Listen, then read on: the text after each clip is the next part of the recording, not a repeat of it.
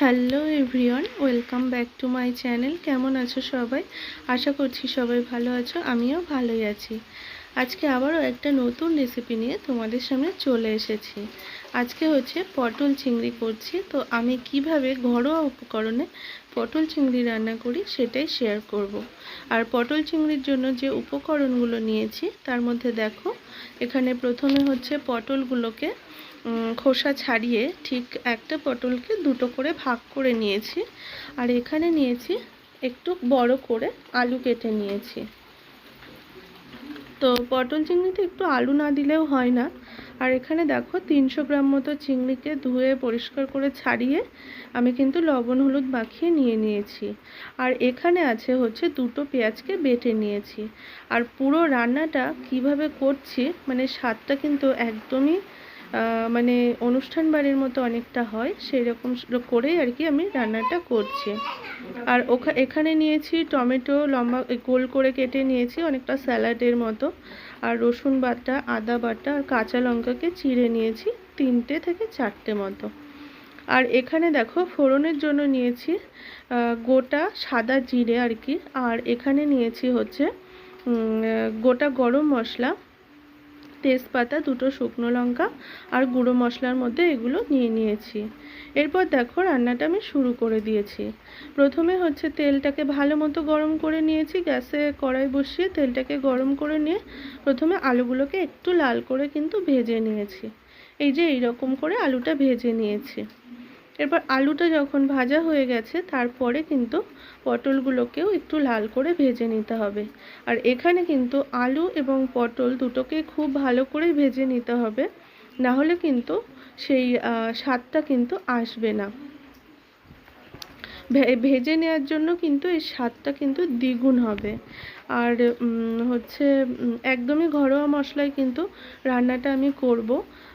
তো হচ্ছে তোমরা ভিডিওটা কন্টিনিউ করো, আশা করছি তোমাদের ভালোই লাগবে।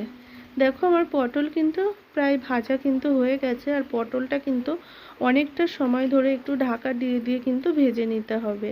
আর এখানে পটল ভাজার সময় কিন্তু আমি কোনো লবণ হলুদ কোনো কিছুই দেইনি। তো পটল ভাজা হয়ে গেছে, তুলে নিয়েছিলাম। তারপরে গোটা জিরে ফোড়নে দিয়েছি, দুটো শুকনো লঙ্কা ওটা আস্তই দিয়ে দিয়েছি। আর হচ্ছে গোটা গরম মশলা, তেজপাতা এবার ফোড়নে কিন্তু আমি সব দিয়ে দিলাম। দিয়ে ফোড়নটা যখন একটু হালকা লাল হয়ে আসবে সব কিছু, তারপর হচ্ছে আগে থেকে যে পেঁয়াজটা বেটে নিয়েছিলাম রেখেছিলাম, ফোড়নটা দেখো একটু হালকা লাল হয়ে এসেছে। এরপরে আগে থেকে যে পেঁয়াজটা বেটে রেখেছিলাম সেই পেঁয়াজটা কিন্তু এবার আমি দিয়ে দিলাম। আর পেঁয়াজটা দিয়েও ভালোভাবে নেড়ে চেড়ে পেঁয়াজটা একটু লাল লাল হবে সেই সময় আদা বাটা আর রসুন বাটাটা দিয়ে দিলাম। আর আদা আর রসুনটা যখন ভালোভাবে কিন্তু কষানো হয়ে যাবে, সুন্দর একটা স্মেল বেরোবে, সেই সময় কিন্তু আমি টমেটোগুলোকে দেখো হচ্ছে গোল করে কেটে নিয়েছিলাম, দিয়ে আমি লবণ দিয়ে দিলাম যাতে টমেটোটা তাড়াতাড়ি গলে যায়। সেই জন্য টমেটোটা কিন্তু ভালোভাবে দেখছো মশলার সাথে কিন্তু মিশে গেছে, মানে গলে ভালোভাবে মিশে গেছে।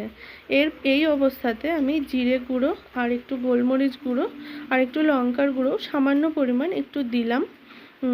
হচ্ছে দিয়ে সামান্য একটু জল দিলাম, জল দেব কেননা হচ্ছে গুঁড়ো মশলাতে সামান্য একটু জল না দিলে তলায় মানে কড়ার নিচে একটু ধরে যাওয়ার সম্ভাবনা থাকে, সেই জন্য। আর দেখো দুটো কাঁচা লঙ্কাকে কিন্তু আমি দিয়ে দিলাম।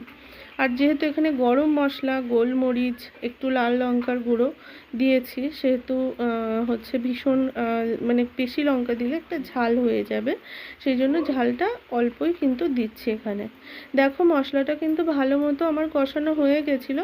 একদম লাস্টে কিন্তু আমি হলুদ গুঁড়োটা দিয়ে দিলাম, মানে পরিমাণ মতো দিয়ে মাছটা মানে চিংড়ি মাছটা দিয়ে দিলাম। চিংড়ি মাছটা কিন্তু আগে থেকে ভাজলাম না, এইভাবে কিন্তু করলেও কিন্তু স্বাদটা খুবই ভালো হয়। অনেকে আছে চিংড়ি কিন্তু কাঁচাই রান্না করে, ওটাও খুব দারুণ স্বাদ হয়। তো চিংড়িটা ভালো মতো একটু মশলার মধ্যে কষিয়ে নিয়ে হচ্ছে আমি পটল আগে থেকে ভেজে রাখা পটল আর আলুকে কিন্তু দিয়ে দিয়েছিলাম। দেখো আমার কিন্তু হচ্ছে আলু পটল চিংড়ি সব কিন্তু কষানো হয়ে গেছে। তেল ছেড়ে দিলেই মানে মশলা থেকে যখন তেল ছেড়ে দেবে, ঠিক সেই সময় কিন্তু জলটা দিয়ে দেব। দেখো তেল কিন্তু ছাড়া শুরু করে দিয়েছে। এবার আমি উষ্ণ গরম জল এখানে নিয়েছিলাম। উষ্ণ গরম জল, কারণ যে কোনো রান্নায় তোমরা সবাই জানো যে উষ্ণ গরম জলটা দিলে কিন্তু স্বাদটা মানে দারুণই হয়। সেই জন্য আমি উষ্ণ গরম জল দিয়ে দেখো ভালোভাবে কিন্তু এপিট ওপিট করে নেড়ে চেড়ে দিয়ে আমি 5 থেকে 7 মিনিটের জন্য ফুটতে দেবো ঢাকা দিয়ে। তো ঢাকা দিয়ে দিলাম 5 মিনিট 7 মিনিট মতো পরে এই যে এই রকম হয়েছে। এবার আমি একটু গরম মশলা দিয়ে কিন্তু একটু নেড়ে নেব। একদম রেডি হয়ে গেছে পটল চিংড়ি, অনেকটা অনুষ্ঠান বাড়ির মতোই কিন্তু খেতে লাগে। আর এখানে যেহেতু বাটা মশলা দিয়ে করেছি রান্নাটা, স্বাদটা কিন্তু দ্বিগুণ হবে। তোমরা দেখেই বুঝতে পারছো কতটা সুন্দর হতে পারে। খেতেও কিন্তু খুবই দারুণ হয়েছিল। তোমরা এইভাবে একবার পটল চিংড়ি ট্রাই করো, তোমাদেরও আশা করছি খুবই ভালো লাগবে। আর যদি তোমাদের রেসিপিটা ভালো লেগে থাকে অবশ্যই লাইক, কমেন্ট এবং শেয়ার করো। আর আমার চ্যানেলটা সাবস্ক্রাইব করে আমার পাশে থেকো। এটাই বলবো, সবাই খুব ভালো থেকো, সুস্থ থেকো। আবারও আসবে নতুন একটা রেসিপি।